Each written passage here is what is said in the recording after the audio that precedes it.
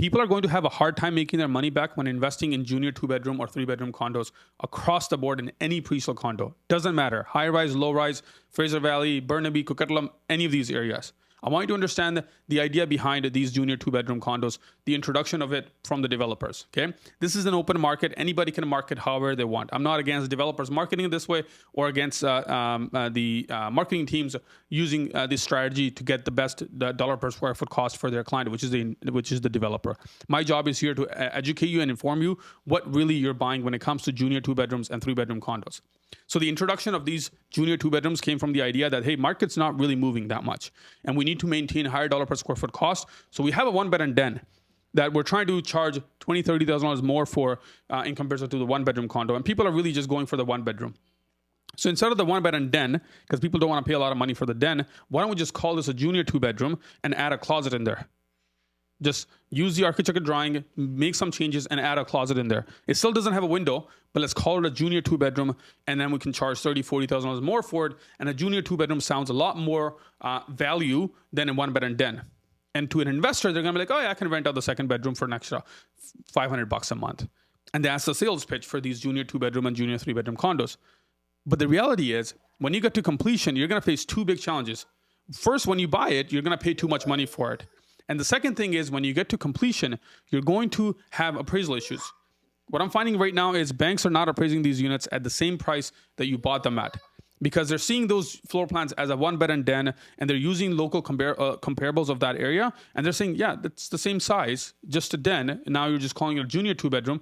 We're still not going to appraise it as a junior 2-bedroom because that's not what we think the property is worth. Even after looking at the property in person, I'm seeing these across the board right now. You're not going to see these issues come up when you buy it, but you're going to see these issues come up on completion. If you bought a junior 2-bedroom for $589,000, $900,000, and the bank goes in there to do an appraisal, and they say, hey, it's actually worth $549,000 or $550,000 because that's what we think it's worth. That's the price of a 1-bed and den. And they're going to consider it a 1-bed and den. And now you have to come up with the difference in the price you pay to the developer and what the bank appraises at. So be very careful when you're buying into these junior 2-bedroom condos. There's a very specific criteria it needs to meet. Okay. The first one is that it needs to have a bedroom that has a closet and a window. If these 2 things are there, then it's considered a bedroom.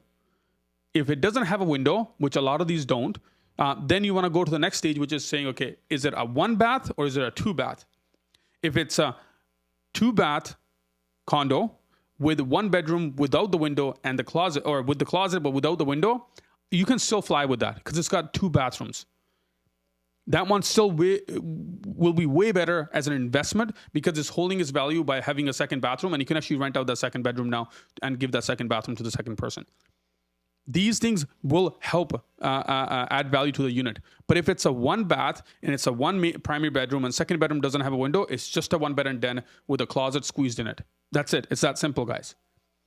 So don't fall for these marketing strategies, because at the end of the day, you're investing in a presale condo, and developer can market however they want. It's how you market this on MLS, and will the MLS allow you to market this property as a 2-bed, 2-bath, or 2-bed, 1-bath? And if the 2nd bedroom doesn't qualify for the definition, which is a window and a closet, then you can't market this thing as a 2nd bedroom on the MLS. Now, you can try to be sneaky and try to say, hey, 2-bed, 2-bath, or 2-bed, 1-bath, but the 2nd bedroom doesn't have a window. People are going to see that as a 1-bed and den. So the price premium between what you pay to the developer and what you get on completion from the MLS or the future buyer, it's not worth it. And with the risk that the bank might appraise it lower because they're considering it as a 1-bed and den, it just doesn't make sense. Stick with the 1-bedrooms, 2-bedroom. You'll do just fine on any presale investment. But that's something that you need to keep in mind when you're investing in junior 2-bedroom condos or 3-bedroom condos. Junior 3-bedroom condos, I honestly am not even in favor of. I don't even know why people want to buy junior 3-bedroom condos unless they're going to move in it. But for investment, junior 2-bedroom doesn't make sense to me, and it could be different for somebody else.